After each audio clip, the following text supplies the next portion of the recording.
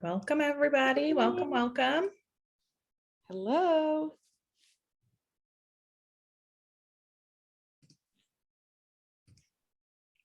We're excited to have everyone. Yes. I'm excited for some rosé. Me too. I like these. Yeah, I do too. I've been finding the more rosé that I'm trying, I'm like, oh my gosh, I'm like a rosé person.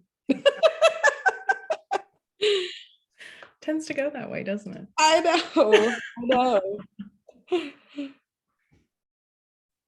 It's just funny coming from an all red. Mm-hmm. I'm like, oh my gosh, I like white and rosé a little bit more.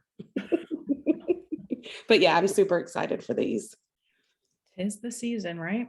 Yes. Yes. Hey, Casey. Hi, Tina. Casey. Hi, Kristen. Tina. Kristen, welcome. Hi, Julie.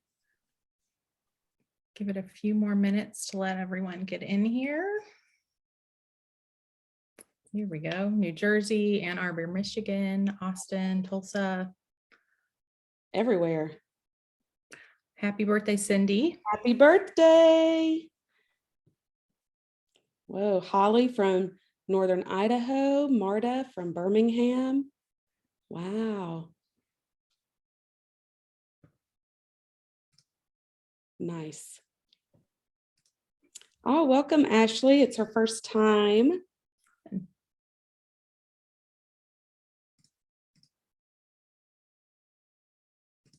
Awesome. There's a couple of people that have to get your hand raised. All of the questions can be put into the chat panel. I was going to say, I can't see the.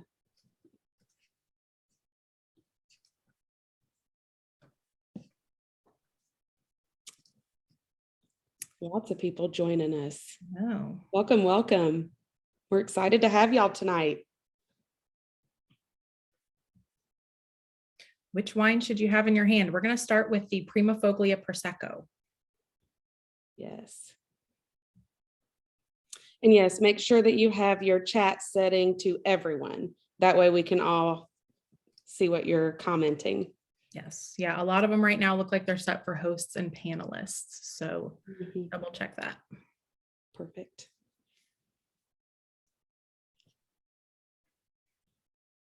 And yeah, again, if you're raising your hand, I can't give you talking capabilities. So put your questions in the chat, please.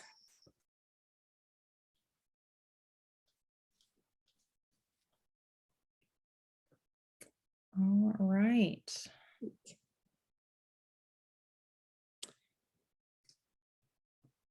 Carolyn asks if we prefer to serve Prosecco in a flute or a coupe. We will get to that. We're just using standard wine glasses tonight.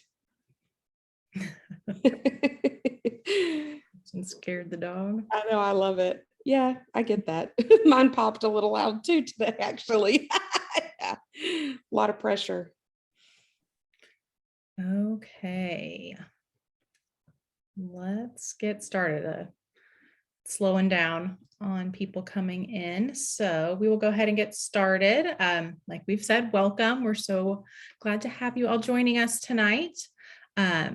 We've got a lot to cover today, so we're gonna just do some quick intros and then we'll get started tasting.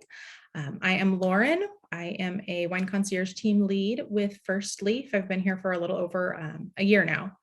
And I am physically located in Kansas City, on the Kansas side, suburbs of Kansas City. Awesome. And I am Erin. I'm a wine concierge as well. I have been with First Leaf for about 9 months now.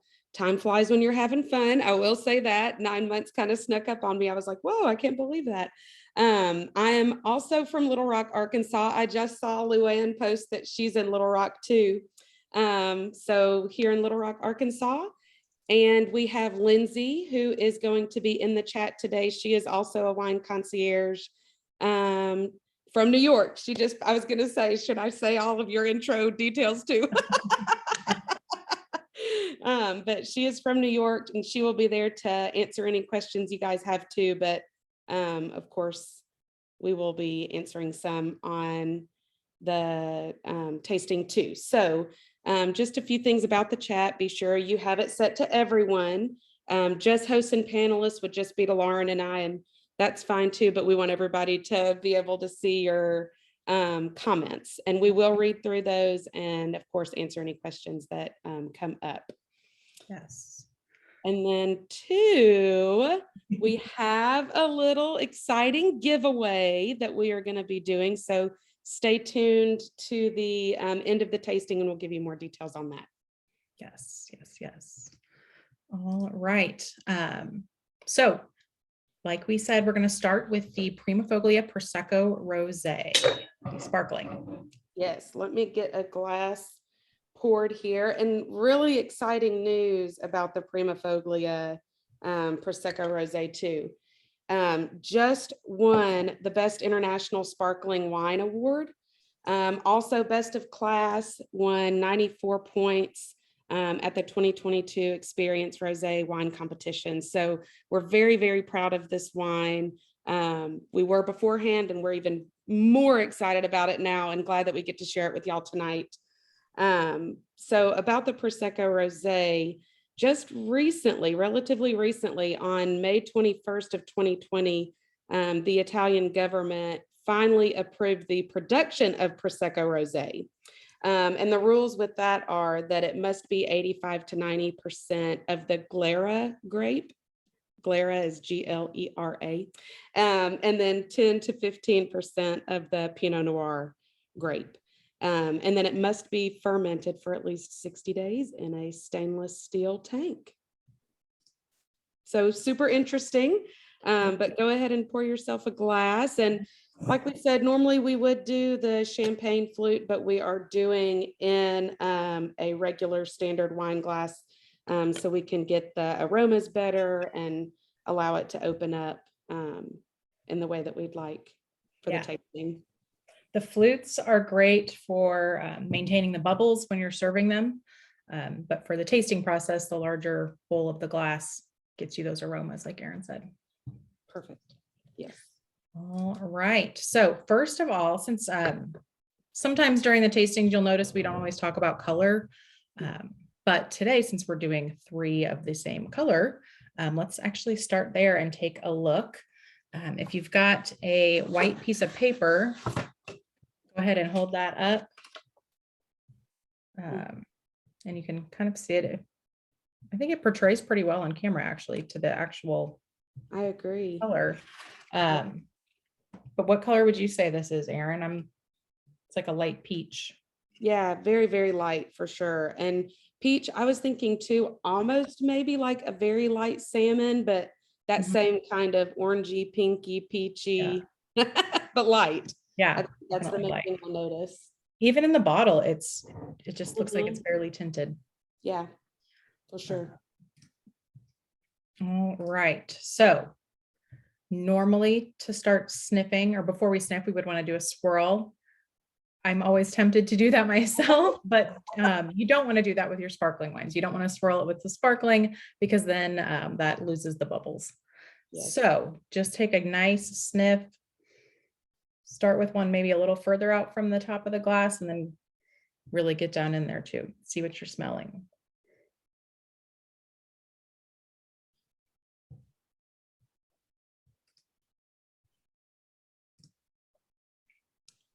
I'm getting some floral notes. What about you? I was going to say, I get a little sweetness too in the aroma, like a sweet flower. Yeah. Some of that cherry blossom. Yeah, that's it. And then do you get any fruit notes? I'm trying to figure that out. I can't tell if the sweetness does come with the flower or if it does somehow have like a stone fruity, like almost a peach smell. Yeah. You know? Like peach or apricot. Maybe a little strawberry. Gabrielle gets roses. Kristen said nectarine and rose petal. Okay. Gabrielle said stone fruit too. So yeah, I think that spot on. We're all smelling the same thing. Tina's already moved on to tasting. So there we go. That's right. Some honeysuckle. Yeah. Hmm. Yeah, that kind of sweeter yet floral freshness. I Yeah. get that a lot. Yeah. All right. Well, let's taste it. I don't want to waste any time. I was gonna say, I'm ready.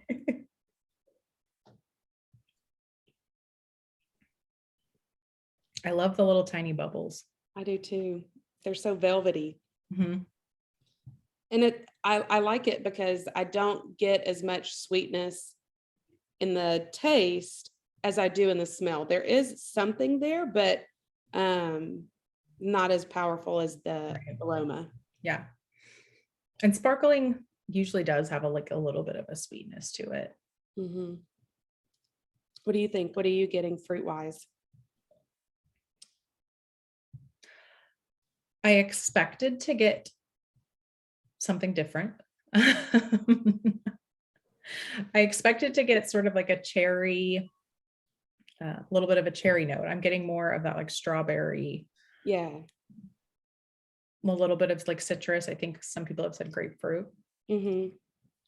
Yeah, I think maybe I'm getting a little bit of tartness, and maybe it could be from a not so ripe cherry, like just something that's a little bit brighter and like strawberry, but a fresh, really fresh strawberry. Yeah. Definitely.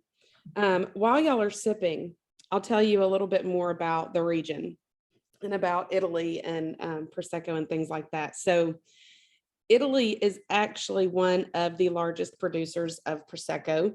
It has really some of the oldest vines, and so it is able to produce a pretty wide range of grape, some of the widest range of grapes for one area. The Italian wine production actually started about 4,000 years ago. That to me is kind of mind blowing. I can't even, to me, 100 years is hard to conceptualize. So 4,000 years is really very hard for me to think about. But they have a warm Mediterranean climate there with rich soils, people who are very passionate about what they do and about the wine. So it really is the perfect place for wine to be. The way that they produce wine and all of their techniques also date back and have extensive history with them too. A little fun fact, or a fun story, maybe we can say, as opposed to a fact. So wine bottles are typically 750 milliliters. And the story is that they believe that it's because of the lung capacity. So when people are blowing glass, obviously, I don't know if you've seen it on Netflix, there's a glass blowing show, but it looks like a lot of hard work, a lot of deep breathing and breath training. But they say that it takes one blow to make the wine bottle. So that's kind of why it's the lung capacity to match the 750 milliliters. I thought that that was really interesting, really fun. Obviously, not sure if that is a true hard fact, but it's a really cool story. And if it is true, I love it even more. I know. I love that too. Yes, yes. All right. Now that you've had a chance to take a few more sips, it looks like I saw somebody say cranberry. What about the fruit intensity? Do you think this is super, super fruity, or is it pretty light and delicate? I could see both ways. I could see where it's real when it's really extra chilled, that it's more delicate. But now that it's heating up a little bit, I can get a little bit more fruit, if that makes sense. Mhm. It can be both. What do you think? I think it's a light, Yeah, pretty delicate, not too overly fruity. yeah. And there's a little bit of like a little bit of body, a little bit of that mouth feel, but it's not super heavy either. Mhm. Yeah, no, definitely easy drinking. Yeah. Sometimes if it's too heavy with the bubbles, then it's not very easy drinking for me. But Yeah. this is really nice. Yeah, I would agree. Mhm. Do you get any sweetness? I know that I said that I smelled the sweet, but it's not so sweet on the taste. What do you No, think? I mean, just a a hair. I know it's there. And that might just be my mind being skewed because I know that it's there. Mhm. It is pretty dry for me though. Yeah. Yes, Uh-oh. easy drinking could be trouble. That's right. That's right. And then I guess we have a house divided about something to do with the Prosecco. So maybe some think it's sweet, some think it's not. Oh yeah, that could be. That could be it. That could be. All right. Well, yeah, a couple of questions already came up about food pairings. Like a soft cheese, fruit, obviously. Mhm. I think Lindsay put in there some like creamy, cheesy, creamy, cheesy pastas. I've heard of. Um, Mhm. that creaminess, like creamy cheeses, the creamy pastas would go really well with the bubbles. Yeah, like a brie. I think that there's a recipe that I've seen recently that you can bake brie and then stir the pasta into it, and it becomes this real creamy, melty. I know, I know. I'm a big brie fan, so I to me, think you and I always end up talking about brie on here. So because it's so good. How can we not talk about it? yeah, love it. Love it. Oh my Um, goodness. yeah. And then I do not disagree. I love that. oh my gosh, yes. I love Very punny. it. Love it. And then yeah, if you like this, you might also try our Laura Lee Brut Rosé, the Punt Como Cava Brut Rosé. Or there's also an Impress Prosecco if you want to try a non-rosé Prosecco. We've also got that available right now too.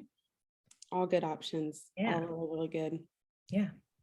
And while you finish off your glass, I'll tell you just a little bit about rosé.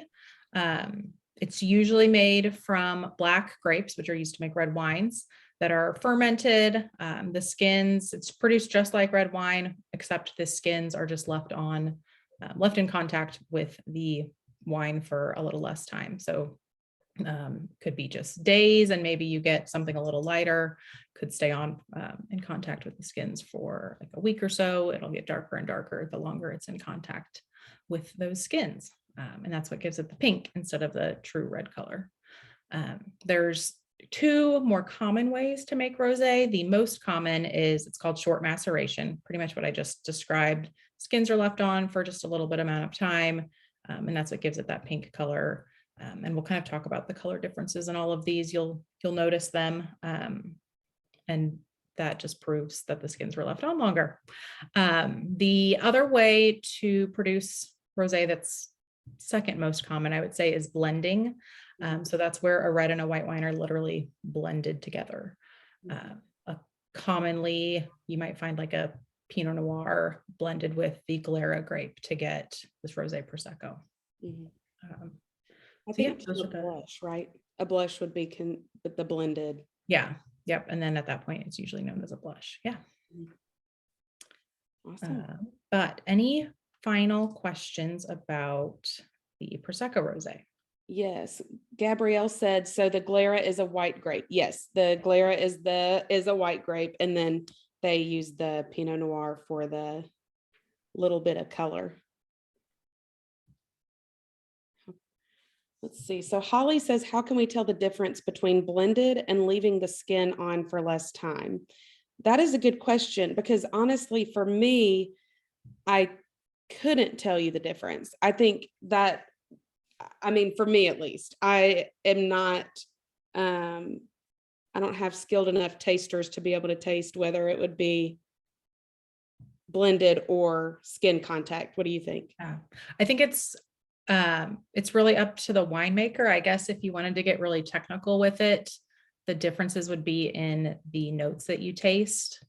Like with this one, you might get some of that grapefruit. You might not get as much grapefruit in something that's produced from solely a red wine, because grapefruit notes usually come from white grapes. Or if you got a pear note, for example, you're probably not going to find pear in a red wine. So you probably won't find pear in a rosé that's produced with solely red grapes. But production method is really just up to the winemaker, what they want to do. If they want to make it just from a red wine, or if they want the impact that a white wine would provide. That's a good point. I didn't think about it. I just was sitting here. I'm like, I don't think I'd be able to taste the difference. Yeah, I think it would just be in the tasting notes. Yeah. Not gonna, like, the mouth feel is gonna be the same. Right. That refreshing quality of a rosé will be there. Maybe a little more acidic. You might get a little more acidity with something that has a white wine in it. That's true. That's true. Megan said it's all good. It is all good. You're right. Speaking of all good, are we ready to move to the next one? Let's do it. All right. Perfect. This one is the La Aroca from Chile. Nice. I can already tell a color difference, obviously, after I've poured it into my glass. Oh, yeah. Very much. Let me get this situated. Okay. I mean, Yeah. pink, like truly baby bubblegum pink, Yeah. you know. Anybody else have any different thoughts other than true pink? When I've got it in the glass, it's lighter. When it's in the bottle, you do get a little bit more of the darker color too. Yeah, I love the color. Yeah, Casey loves the color too. Definitely a really pretty pink. Yeah, I would have to agree. Mhm. All right. Well, on this one, we will swirl it. So give it a nice little spin. That releases the aromas.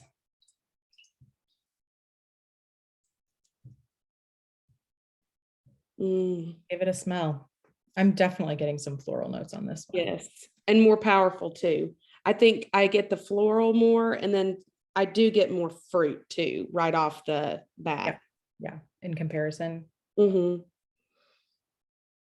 For sure. I get strawberry with this one too.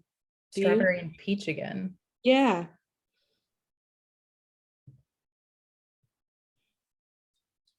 And maybe like a raspberry.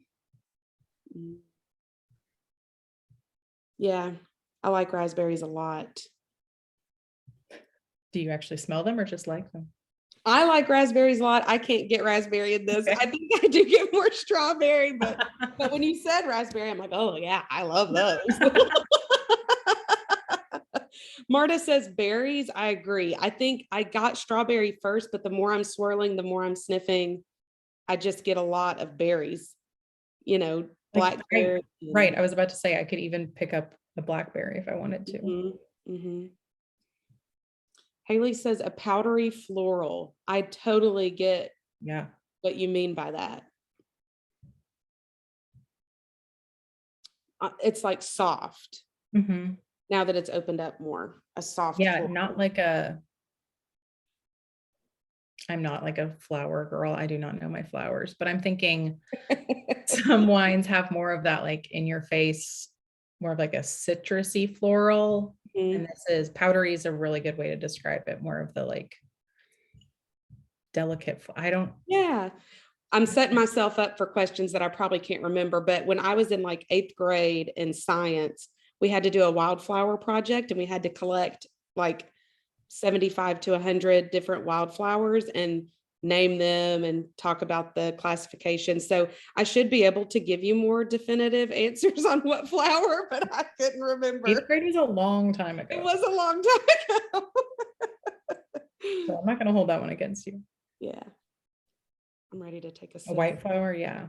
Yeah. I think the little bit of earthiness, I think that is the floral notes, maybe a little bit of like stone. Do you get any like wet stone? Yeah. Like on the very end, I do get a little bit of some sort of minerality of some sort. Not like a salinity minerality. Right. Yeah. Like kind of an earthiness or something like that. Yeah. I'm ready to taste? Yes. Okay. take a sip.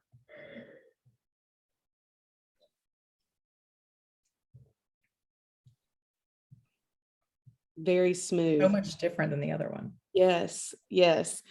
I mean, so smooth. That was the first thing that popped into my head was like, wow, a velvety, really velvety mouthfeel. Yeah. What do you think about, well, let's do the tasting notes first. Are you Mhm. getting anything different than you smelled?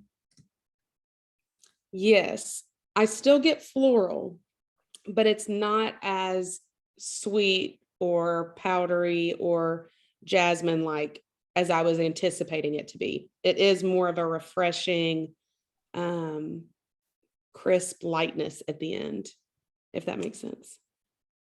What do you think? I'm getting something that I can't really put my finger on. I still get those berries. Mhm. I think Gabrielle just said it. There's almost a grapefruit tartness at the end.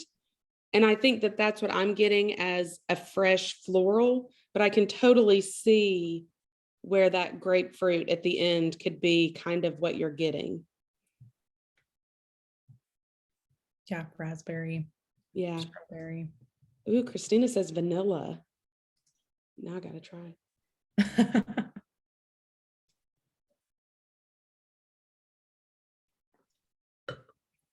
I can see that. But now the more it's warming up, I am getting more berry, you Mhm. know, strawberry, definitely blackberry. That's what I'm getting for sure. We have a blackberry bush in the backyard, so I feel like those are really on my mind right now. But yeah, Julie says patio wine, Yeah, 100%. This is, that it's porch so pounder smooth and easy drinking. Yeah. Yeah. for sure. For that. What do you think about the acidity? You know, it's present, but it's not so overpowering that it's too much. There's Yeah. nothing that it, to me, it all kind of falls in balance. It's the same kind of acidity you would get from a strawberry, blackberry, but it has that sweetness to kind of come in and help. Yeah. But it's not too sweet. I know that sounds, it's there, but it's not. Yeah. A little bit, Let's not so much. let's do, for anybody who hasn't ever joined us in the past, this will be new. But there's a little acidity trick that you can do. Mhm. Take a drink, swallow, and then kind of hold your head down and count 1 Mississippi, 2 Mississippi, 3 Mississippi, up to 5 is kind of the rule of thumb. Mhm. And as long as your mouth waters, kind of indicates how acidic the wine is. So the longer your mouth waters, the more acidic the wine is. Yeah. And when I do it that way, when I do the test, probably a 3 or 4. But I don't get it when I'm just sitting here sipping it. It's still easy enough to just be an easy drinker. Yeah, mine kind of taps out at 3.5. Yeah. Yeah, Between that. Yeah, for sure. For which sure. is, I would agree, that's kind of my sweet spot Mhm. for a lighter wine, at least. Yeah. Yeah, There, but not too much. yeah, it's balanced. It's a very balanced rosé, I would say. Yes.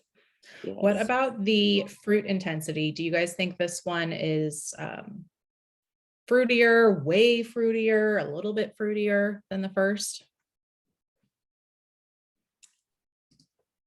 You start I counting the acidity test, you start counting after you've swallowed. Christina says more fruity. Gabrielle says more fruity. Yeah, same. I agree. You know, I know that there are rosés that are fruitier, but this one comparing to the Primofoglia, definitely get more fruit in this one. Yeah, I would agree. Yeah, for Yeah. sure. For sure. We'll keep on sipping and I'll tell you a little bit about where the La Aroca is from. So it's from the Maw Valley in Chile, which is the central valley region of Chile. Warm climate. It is known typically for red wines and red fruit flavors with those higher acidity levels. So I kind of can see where with the rosé, where that, that kind of carries over. But similar to here in the United States, they do not have strict laws or guidelines governing the wine production. But the Maw Valley was one of the first places in Chile planted with grapevines. And a couple more little fun facts about it. So it's the only country in the world to never have an outbreak of aphids, which is the most lethal threat to grapevines. It was kind of protected by a lot of natural barriers. There's a desert to the north, the Pacific Ocean to the west, Patagonia in the south, and then the Andes Mountains to the east. So pretty much it was surrounded by something to keep it from having any natural disease. However, there was an aphid outbreak in the European countries. So we saw that there were a lot of French winemakers that came down to Chile to continue their practices and things like that. And they brought along their techniques. So we see a lot of French influence on Chilean wines. So I thought that was really interesting. And then 74% of the wine produced in Chile is red. But again, kind of that higher acidity. So I can see where this fits totally in with that. You've got the good fruit from the warmer climate and definitely some acidity, but it's balanced. So yeah. Really interesting though, because in some other wines that we have, we definitely see the European influence in the Chilean wine. So I think that's really an interesting fact there. Yeah. Yep. Oh, Marta asked, for this wine, the grapes came from Chile, but shipped to Napa for bottling. The grapes were harvested from the vines in Chile. They went through all the fermentation process. They turned into wine in Chile before it was shipped to us. It was in the form of wine before it was shipped to us. And then our winemaking team decides if it needs to age a little bit longer. If, say, we got 2 different rosés from Chile, they think it would be best if they blended them. They would do some sort of a blending process. They get the wine as wine, but then they decide, does it need longer? Does it need to be blended with something before it gets bottled in Napa? Yeah. Kind of how to finish it. Yeah, they finish it off. Finish the process. Yeah. Yeah. What would you pair with this? Seafood, I think. And I think I saw somebody mention salmon. Yeah. Salmon, even like if I was outside, like grilled shrimp, grilled veggies. I agree. I think that it has heavy, just, but yeah, no, I agree. I think the salmon works because this does have that little bit of acidity to it. So anything that's kind of that fattier fish, I think it would be perfect. And you know me, I think rosé pairs with everything. Right. Yeah. Yeah. That's the saying, is pink goes with everything. So yes. Yeah, we talk about these pairings, but you could really pair it with anything. It's not going to hurt the flavor of the wine. It's not going to hurt the flavor of your food. No, yeah, totally. Sushi would be great, Carolyn. Yeah, I've been on a sushi kick lately. Yeah, sounds really good. Yes, for sure. But yeah, so I mean, just rosé is so food friendly because of that little bit of acidity. So I think that that's why it pairs well with everything. And literally, you could rosé all day. I mean, brunch, lunch, dinner, snacks. Yep. It pairs really, really well. So that's one of the cool things about rosé, is that if you're going somewhere where you don't know what the courses are going to be, or if you're going to a restaurant and you can take the bottle in with you, but you don't quite know what you're going to order yet, then rosé is kind of the best bet, because it really just goes with everything. Yep. It really does. Yep. Totally. Yeah. If you like this one, we do have some others that I think that you would like too. We've got the Right Now Rosé. It has a lot of the berry tasting notes as well. La Aroca also has a white wine blend, which is really nice. It is a blend of Sauvignon Blanc, Pinot Gris, and Chardonnay. And it kind of brings out the best of all of those grapes. So it's really, really nice. And then we do have a Portuguese white wine. It's the Generala Paixão Vinho Branco. Kind of has the crisp little refreshing acidity, but also that floral, that sweet white flower that is so nice in this La Aroca. Yeah. You and I didn't talk about it beforehand.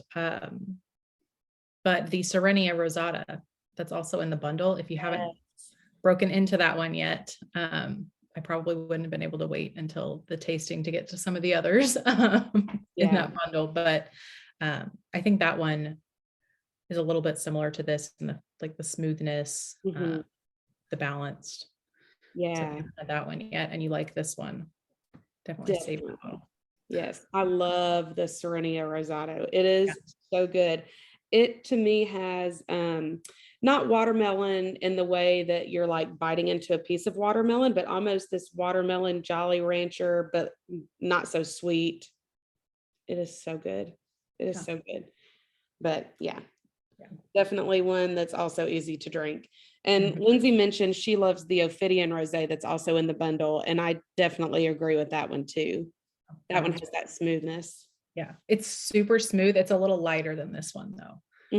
If this one was too fruity for you, but you liked the smoothness, then I would totally recommend the Ophidian. It's not quite as fruity. Yeah. I think what I love so much about our rosés is that they do all have the acidity and that really bright, refreshing flavor, but they are all so smooth and just easy drinking for the hot weather. I mean, I don't want anything too heavy. And so I feel like these are perfect, but the other three in the box too are going to be really nice. Yeah. Yep. For sure. Well, speaking of heavy, we're going to taste our heaviest rosé. I was going to say, is it time to move on to the finale here? It is. The Sunscript Rosé is our last bottle of the night. Yes. And like you said, it is the heaviest, and I definitely can see the color difference. Again, we've definitely gotten progressively more pink. Definitely. I'm excited for this one. All right. And this one is from Lodi, California. Yes. All right. So yeah, let's look at the color. It's really pretty. Yeah. A lot. Not a lot, but a little bit darker, like more pronounced pink.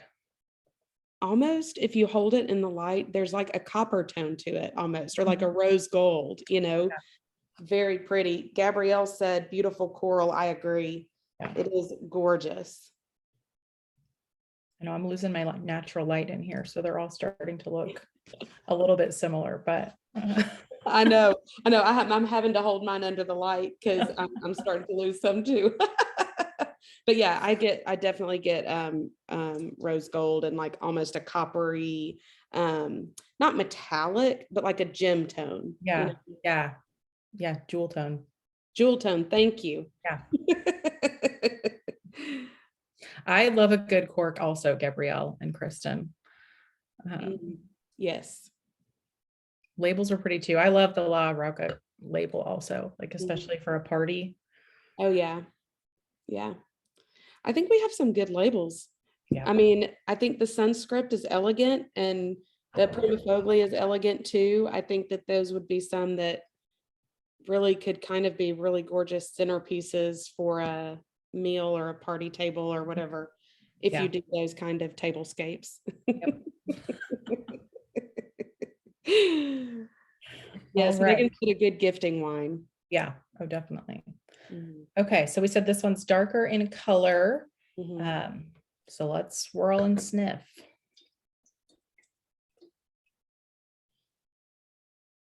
Right away, you can it's already got a pretty strong smell. I don't even have to stick my nose all the way down in there.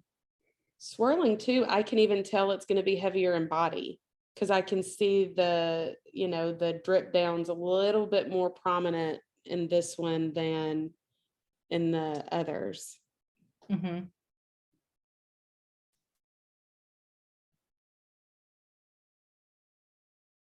I just washed my glasses, so I think I'm it's skewed my legs a little bit here, but I get the legs. Let me see if I can. Oh, Yep. disappeared. And that's my magic trick for the night, guys. No. But yeah, I definitely can see. It makes me think it's probably going to be just a little bit sweeter, have a little bit more of that fruitiness to it. But All right, we've got people skipping ahead, but what are you smelling? yes. I see stone fruit on the nose. Yeah, I definitely, that was my first thing with stone fruit for sure. Peach, but a very ripe peach. Mhm.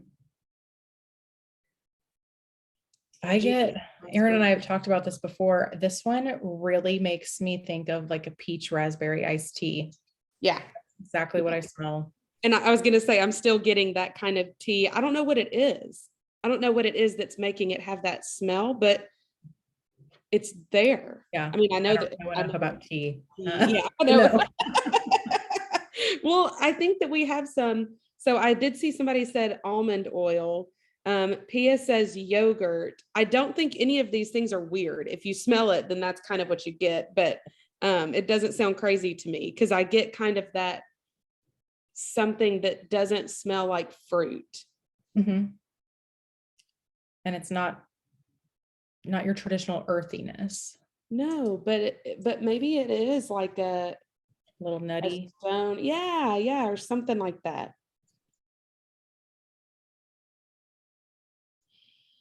All right. Well, since you are all so eager, Aaron and I will join you. And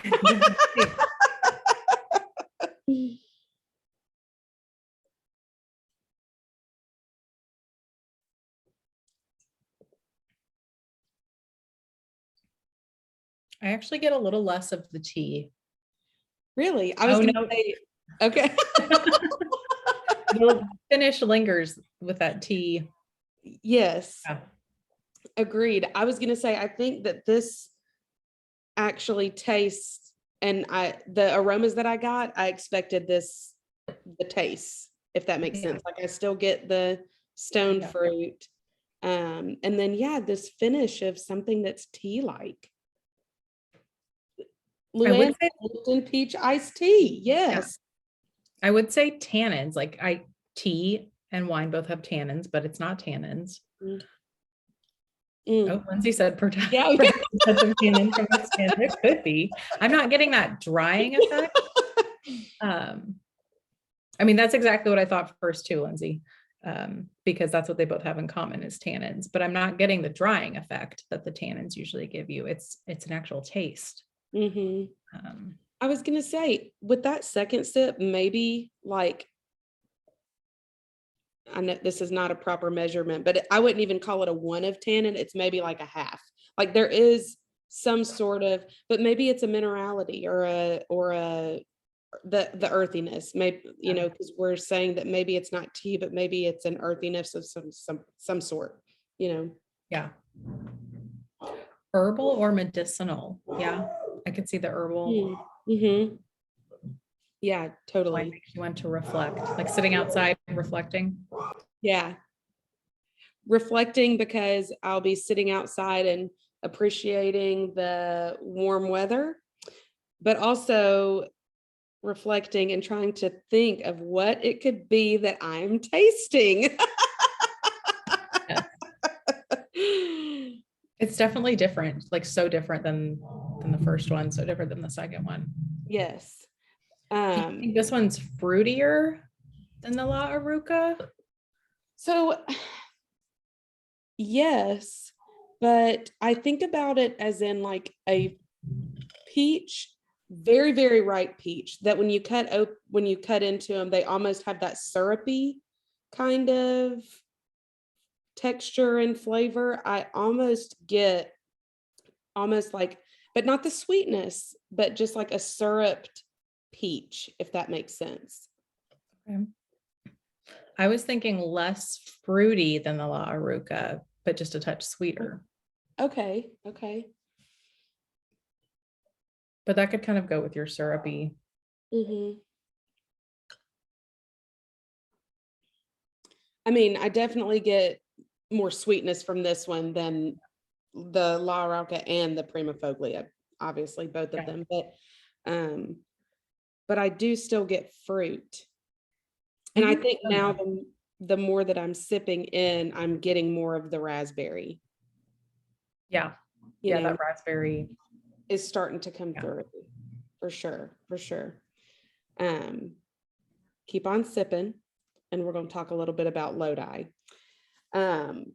So they have some of the most sustainable practices in the nation, if not the world. And when we say sustainable practices, air quality control, land stewardship, soil fertility, water and energy management, other human resources too that make it very sustainable. It is, ironically enough, because we're getting peach, raspberry, and tea in this, they're the unofficial watermelon capital of the country. Long before Lodi became popular for wine, watermelon dominated their growing for fruit. And in the 1880s, Lodi's watermelon reputation was so great that that's what made it become the unofficial watermelon capital of the country. And Lodi is also one of the longest running wine regions in the country. According to the Lodi Historical Society, in 1899, Lodi had more than 2 million grapevines. And then even in 1920, when Prohibition started, Lodi's wine industry continued to thrive despite this setback. And it wasn't until a few decades later in 1965 that the Lodi vintners could actually label their wine as wine. And then now, of course, we know that Lodi is among the nation's leading wine regions. So if you ever get a chance to go to Lodi and walk through the vineyards, you literally will be walking through some really interesting historic area, some really interesting historic vines for sure. So really cool place. But yeah, what would you pair with this rosé? It sounds like a cop out, but like a charcuterie board, a cheese board. Charcuterie boards are Rosé never a just cop like, out. yeah, rosé and cheese to me are just Mm-hmm. kismet. Um, like Yeah. even like a salad, um, like Yeah. with brunch, like a quiche maybe. Oh, yes. Yes. Yes. I agree. I agree. But yeah, I think I'm with you with the cheese board and charcuterie and all of that. But I think it's because when you think of a charcuterie board, you have all different kinds of cheeses, all different kinds of meats, and those tend to be a little heavier. And so again, this rosé, even though it is a little bit on the sweeter side, it still has some acidity there to cut through that. So to me, charcuterie board, it's kind of like rosé. You can have it every all the time, every day, Oh yeah. Yep. But What is there anything else you would pair it with? sitting on the porch in the hot weather pairs really well with that.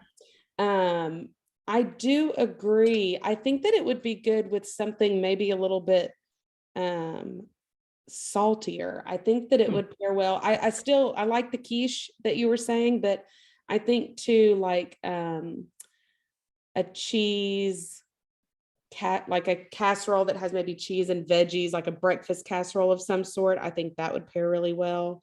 Um, I'm a charcuterie person. It's Yeah. so hard. I know. But yeah, no, for me, this one though, because it's a little bit heavier in body, I do like it on its own. It really holds up a lot on its own for me. Yeah. So I said that at the beginning. This one's the heaviest. Mhm. Would you guys agree it has a little bit more of that mouth feel, a little heavier of that mouth feel? Might have lost them all by now.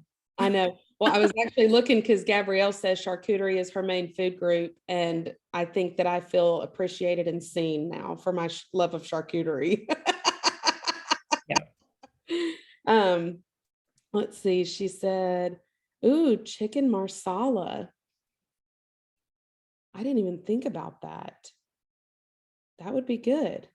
That would be good. For me, rosés do get associated with more of those light, springy meals. Mhm. So to bring in something different, I always love to think of different recipes anyway. So yeah, I think that that's great. I think that's perfect. Yep. But yeah. All right. Well, I think somebody actually already mentioned this in the chat too. You guys are kind of just leading this for us. But just somebody said they would love this one if it was sparkling. And that's a great thing to do. And I think Lindsay posted put some seltzer in it. That's a great thing to do with leftover rosé is make a spritzer out of it. Mhm. You can store it for rosé 5 to 7 days is max. I think for rosé, my preference would be like 3 to 5. But if you vacuum seal it, you can stretch it with these little corks. Yes. They come That's with a really plunger. You can vacuum seal it, and that'll make it last a little bit longer. Yes. And I actually recently did a rosé spritzer, and I didn't add too much, just a little bit of like club soda, some lemon juice, and a little fresh strawberry, and it was perfect. It kind of gave it that kind of spritz that sometimes you want in a little cocktail, you know. Yep. For sure. For sure, for sure. All right. Well, do you want to do the fun honors? Yes, yes. So we talked at the beginning about a giveaway. So there is a form to fill out to enter the giveaway. Lindsay's going to post it in the chat. Make sure you provide your name, your first leaf email that is associated with your account, and your address. That is what we will need you to enter for your chance to win. And the prize is a set of first leaf wine glasses. So you'll get your little merch.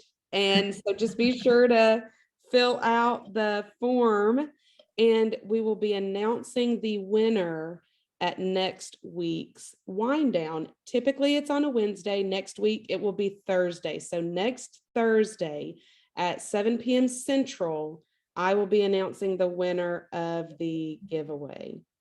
So be sure to enter and then tune in next Thursday to see who wins. Yeah, make sure you're following us on Facebook Yes. to catch Erin's wind down. Yes, it is on the first leaf page, the first leaf Facebook page. Yes. So follow us on Facebook to catch that. I love Erin's wind downs. I told her this week I was sad that there wasn't one. I really love them. They're just so fun. Thank you. Thank you. I watch them like while I make dinner or do the dishes or something like that and sip on some wine. I just could listen to you talk all day. But well, somebody has to. yeah, follow us, the official First Leaf Facebook page. We also have I never write down the official name of it. First Leaf Wine Club Lovers. Yes. Yes. First Leaf Wine Club Lovers Facebook group was created and is moderated by one of our amazing members, Joanne. So we do not control the content on it. It's all you guys posting about your favorite wines, food pairings. I see a lot of that on there. Yeah, I've seen some amazing meals. Yeah. It's crazy. Yeah. I love it. People found like new favorite wines because there's so many wines to choose from. There's no way that even if you get monthly deliveries, there's no way you're getting all of them. So it's fun to check out that page and see what everyone thinks about the different wines that they get. Yeah. And then let's see what else. Oh, we'll have the info on the next tasting, on July's tasting coming soon. It's going to be barbecue backyard food pairings themed. We're not going to do an actual food pairing. If you tuned into the Cinco de Mayo tasting, we actually had actual recipes. It's not going to be that.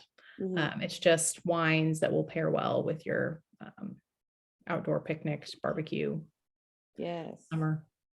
Yes, yes, yes. And that one's going to be on July 1st, Yes. but it'll be announced and released soon. So keep an eye out for that. Yes, yes. Lindsay will also be posting the links to book with myself or with her. Lauren is now our team lead, so she will not be taking appointments directly. So Lindsay just posted my link, and then she is now about to post her link. So that way, if you guys want to book with us, we'd love to chat with you. I always say it. We really love talking with our members. We really love talking about wine. And so it's just a really harmonious pairing to talk with our members about our wines. So one thing I did see really quickly is that Lynn said, I don't have a Google account. How do I enter? If you could use the email address that is associated with your First Leaf account, and that will be how we can reach you for the giveaway. Yeah, I don't think you have to have an actual Google account to submit the form. It's just the one that's associated with your account. And Lindsay just posted that link again as well if you missed it ahead of time. So the links to book with us, we love talking with you guys, and then the link for the giveaway. Yeah. Awesome. Any final questions, concerns, comments? Yeah. Hopefully no Final concerns, feelings about the wine. It sounds like they all went over pretty well, though. I know. I am even more in love with rosé now than I was beforehand. So, Gabrielle, the chat will not be saved. So if you're looking for somebody's recipe or the links, I'll give you a couple of minutes about 1 minute, 2 minutes to scroll up through the chat and find those. If there's anything that you've missed in the chat that you need to, feel free to reach out to us and we can try to help with anything that you need. Yep. All right. Trying to give Gabrielle a little bit of time. I'm glad y'all had fun. It was fun for us too. It's always fun. I love doing these. So I'm glad. Which one was your favorite if you had to pick a favorite of the three? I really liked the Primofoglia, but I'm a really big fan of bubbles. Yeah. Bubbles to me are kind of like rosé. Don't just save them for a special occasion. Pop them out whenever you're craving it, Yeah. To me, it's a really good starter to the rest of the evening if you're going on a wine journey of some sort. Yeah. What about you?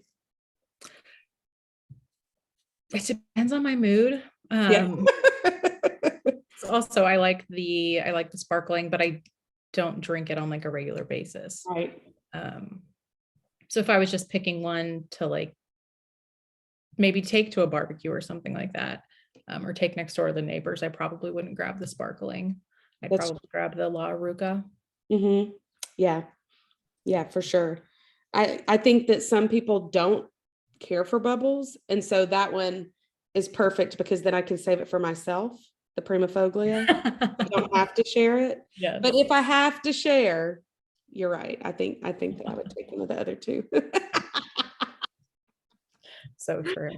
Yes. It's hard. We get a lot of wine, you guys. And we're still kind of, I wouldn't say snobby about it. We're not snobby about it, but we don't like to share. I mean, I will say if I like something, it's going to be very difficult for me to let somebody else have some. Yeah. Yeah. I like what I like. Share it in the sense of like having people try it with me. But if somebody's just like, do you have an extra bottle? I'm like, yes, I have so many. But I don't want to give one up. Yeah. I think the key is that it's with me. I have to be present. Yeah. Yep. Well, all right. Well, we will let you all go. Thank you so much for joining us. Hopefully you got that the survey filled out. Erin will be announcing the wine down or the winner at the wine down next week. Next Thursday. Yes. A week from today on Facebook. Yes. But we'll see you guys next month. Hopefully you all join us again next month. All right. All right. Bye. Take care. Rosé. Yeah. Bye. Bye.